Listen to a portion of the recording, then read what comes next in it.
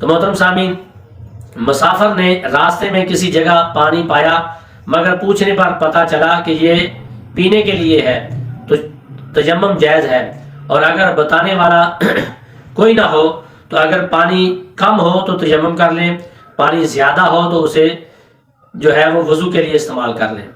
تو پانی کی طرف جانے سے دشمن کا خطرہ ہے، یا قرض خواہ یا سانپ درندہ اسی طرح کا کوئی خطرہ ہے تو پھر تیمم کر لینا چاہیے۔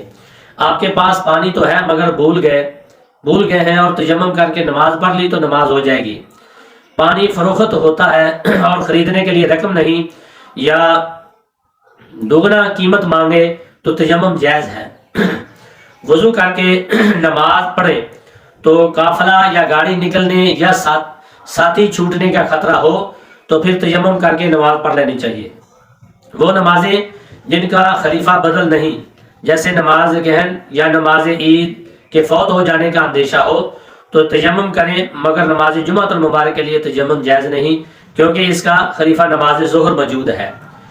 اگر پانی نہ ہو اور تلاش پانی میں نماز جنازہ فوت ہو جانے کا ڈر ہو تو تیمم کر لیں۔ حدیث شریف میں آتا ہے جب تمہیں اندیشہ ہو کہ نماز جنازہ نہیں ملے گی اور تم وضو نہیں کر سکتے تو تیمم کر لو اور نماز جنازہ ادا کرو۔ تو اسی طرح حدیث شریف میں آتا ہے جب تمہیں اندیشہ ہو کہ نماز جنازہ نہیں ملے گی اور تم وضو نہیں کر سکتے تو تیمم کرو اور نماز جنازہ پڑھ لو۔ پیارے آقا صلی اللہ علیہ وسلم نے فرمایا جب تیرے پاس جنازہ آ جائے اور تو بے وضو ہو تو تیمم کر لیا کرو۔ سیدنا عمر فاروق رضی اللہ تعالیٰ عنہ کے پاس ایک جنازہ لایا گیا جبکہ وضو سے نہیں تھے، تو انہوں نے تیمم کر کے نماز پڑھا دی۔ اس سے معلوم ہوا کہ تنگی وقت میں تیمم کر کے بھی نماز جنازہ پڑھ سکتے ہیں، کیونکہ اس نماز کا خلیفہ نہیں۔ سیدنا ابن عباس رضی اللہ تعالیٰ عنہ نے فرمایا اگر کسی کو جہاد میں زخم آ جائے پھر اسی حالت میں اس کو غسل کی حاجت ہو جائے لیکن غسل کرنے میں جان کا خطرہ محسوس کرے تو تیمم کر لے۔ اگر بدن کا اکثر یا نصف حصہ زخمی ہو تو تیمم کرے، اگر زیادہ حصہ صحیح ہو تو دھوئے اور زخمی والے حصے کا مسح کرے، دھونے اور تیمم کو اکٹھا نہ کرے۔ ایسی بیماری کہ وضو یا غسل کرنے سے حکیم نے یا ڈاکٹر نے مرض بڑھنے کا جو ہے وہ اندیشہ کیا ہے تو پھر نماز واسطے تیمم جو ہے وہ جائز ہے۔ تو سیدنا حسن بصری تابعی علیہ رحمہ نے فرمایا اگر کسی مریض کے پاس پانی موجود ہو لیکن اس نے پانی پکڑنے والا کوئی نہیں اور وہ خود نہ لے سکتا ہو تو وہ مریض تیمم کر سکتا ہے۔ شدید سردی ہو یا پانی شدید سرد ہو کہ نہانے یا وضو سے بیمار ہونے یا فوت ہو جانے کا قوی امکان ہو، یا سردی سے بچنے کے لیے رضائی وغیرہ نہ ہو یا پانی گرم کرنا مشکل ہو تو تیمم جائز ہے۔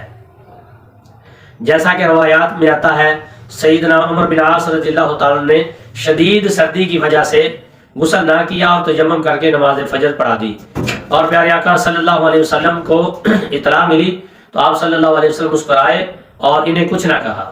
تو آپ مسجد میں سوئے تھے، جب اٹھے تو غسل کی حاجت پائی تو اب اسی جگہ بیٹھے بیٹھے فوراً تیمم کریں، پھر مسجد کے کسی قریبی راستے سے فوراً نکل جائیں کیونکہ جنبی مسجد میں نہیں ٹھہر سکتا۔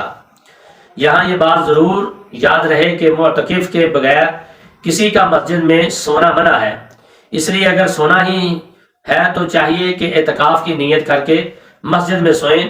پھر تو یہ ہے کہ اپنے پاس ایک کچی اینٹ وغیرہ رکھ لیں تاکہ اس سے تیمم کر سکیں، اور اگر ایسا بندوبست نہیں کیا اور کوئی چیز تیمم کے لیے موجود نہیں تو باہر نکلنے کے لیے جرابیں پہن لے یا کوئی کپڑا بچھا لے اور اس کے اوپر سے گزر جائے۔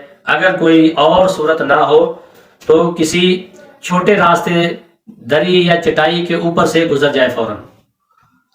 تو محترم سامعین، سلام کا جواب دینے اور درود شریف اور وظائف پڑھنے ہوں تو بے وضو مسجد میں نہیں جانا چاہیے۔ مسجد میں جانا ہے تو وضو نہیں، زبانی قرآن پاک پڑھنے کے لیے تیمم جائز ہے، اگرچہ پانی پر قدرت ہو تو پھر بھی تیمم جائز ہے ان چیزوں کے لیے۔ حدیث شریف میں آتا ہے کہ رفع حاجت کے بعد 4 جمل سے واپسی پر کسی نے پیارے آقا صلی اللہ علیہ وسلم کو سلام عرض کیا تو آپ صلی اللہ علیہ وسلم نے اسے جواب نہ دیا یہاں تک کہ ایک دیوار کی جانب متوجہ ہوئے اور رخ انور اور ہاتھ کا مسح فرما کر پھر سلام کا جواب دیا۔ تو تیمم پاک مٹی یا جن سے مٹی سے کرنا جائز ہے۔ جن سے مٹی سے مراد ہر وہ چیز ہے جو نہ جلانے سے جل کر راکھ ہو اور نہ پگھلانے سے پگھلنے اور نہ نرم ہو، جیسے چکنی یا کلر والی مٹی، ریت، سیمنٹ، پتھر، پختہ فرش، ڈیلا، چونا یا کچی اینٹ، پتھر، کچی دیوار اور سرما، نمک، گیر اور یاقوت، ہر تال، تبکی، ہر تال، ورتی، کل اور منی، لا، برگ، سنگار وغیرہ۔ تو پختہ اینٹ اور پختہ اینٹ کی دیوار اور یعنی کہ پکی اینٹ جو ہے یا پکی اینٹ کی دیوار مٹی کے کچے ہونے برتن پر تیمم جائز ہے، لیکن اگر اسی پر کسی ایسی چیز کا رنگ ہو جو جن سے مٹی سے نہ ہو تو تیمم جائز نہیں۔ اور گلہ، لکڑی، تانبا، پیتل اور کلی، لوہا، سونا، چاندی، راکھ، شیشہ، دری اور گدا جمے ہوئے پانی پر تیمم جائز نہیں، کیونکہ ان میں سے بعد میں جلنے اور بعد میں نرم ہونے اور پگھلنے کی خاصیت ہے۔ اگر ان چیزوں پر اتنی اور مٹی ہو کہ ہاتھ مارنے سے انگلیوں کے نشان بن جائیں تو پھر جائز ہے۔ وضو اور غسل کے لیے تیمم کا طریقہ ایک جیسا ہی ہے، دونوں کے لیے ایک ہی تیمم کافی ہے۔ ناک اور منہ کے اندر کے علاوہ منہ، ہاتھ جو وضو میں دھونا فرض ہے اس کا مسح تیمم بھی ضروری ہے۔ ہاتھ زمین پر مارنے سے اگر وجود لگ جائے تو زائد مٹی 3 طریقوں سے جھاڑ سکتے ہیں۔ دونوں انگوٹھوں کا بیرونی حصہ ایک دوسرے سے ملائیں، یعنی کہ ایسے ایسے۔ اور نمبر 2، دونوں شہادت کی انگلیوں کی طرف ایک دوسرے سے مارے، ایسے ایسے دونوں انگلیوں بھی مار سکتے ہیں، صرف شہادت کی انگلیاں ایک دوسرے سے مار۔ نمبر 3، پھونک مار کر اتارے، ایسے ہاتھوں پر اگر گردوں کے بعد زیادہ ہے تو پھونک بھی مار سکتے ہیں۔ حدیث شریف میں آتا ہے پیارے آقا صلی اللہ علیہ وسلم نے دونوں ہاتھ زمین پر مارے پھر ان کو پھونکا۔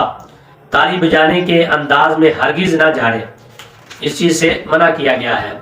ہتھیلیاں ایک دوسرے سے لگنے سے مستعمل ہو جائیں گی اور مسح قابل قبول نہ ہوگا۔